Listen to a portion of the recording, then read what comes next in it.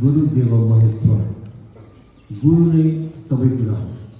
गुरु ब्रह्म, ब्रह्म पनि गुरु नै हुनुहुन्छ, विष्णु पनि गुरु नै हुनुहुन्छ, महेश्वर महाईश्वर पनि गुरु नै हुनुहुन्छ। किनभने गुरुले नै यो संसार चिनाउनु भएको छ। संसारमा जे जति चिज छ गुरुले चिनाउनु भएन भने हामी अन्ध्यारोमा रहन्छौँ। अज्ञानताको अन्धकारबाट हामीलाई ज्ञान रूपी प्रकाशमा गुरुले लैजानु हुनेछ। अब यो देशको सबसे ठुलो मान्छे को हुनुहुन्छ? राष्ट्रपति, प्रेसिडेन्ट होइन, त्यहाँदेखि प्राइम मिनिस्टर, त्यहाँदेखि अरू साइन्टिस्टहरू आयो होइन, ठुल्ठुलो मान्छे जति पनि छन्। कसको कारणले गर्दा हो? गुरुको कारणले।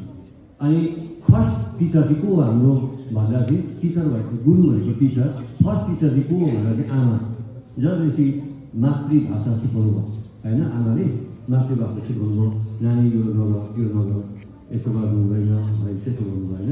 त्यहाँदेखि आमाले, प्यारेन्ट्सले, सबै फ्यामिली। त्यहाँदेखि त्यसपछि के आयो? स्कुल आयो। स्कुलमा टिचरहरूले कहिले पनि तिमीलाई बिग्रिनु भन्नुहुन्न नि त होइन। राम्रो यो नानी यो बाटोमा नहिँड्नु, यो राम्रो बाटोमा चाहिँ हिँड्नु।